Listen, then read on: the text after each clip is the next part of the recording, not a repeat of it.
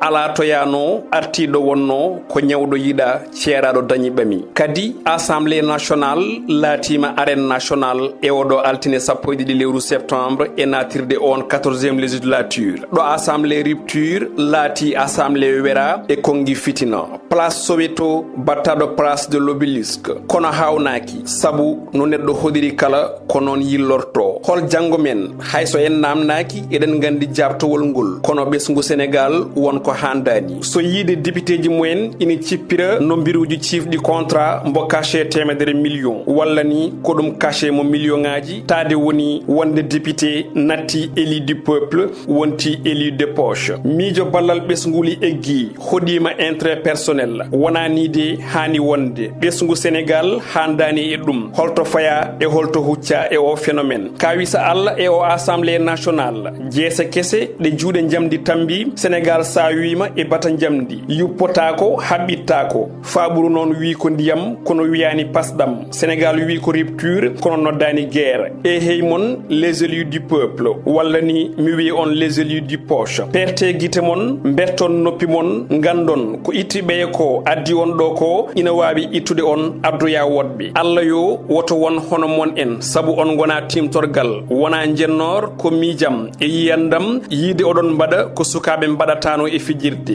garte e dow leydi gandon kono resdaɓe leydi ndi leeli yaawi jomɓof ma aran ngel mum ko leppi teddugal piile ɗon dutte teddugal saabu ngal dasetaki ngal rondete ko pulaar wini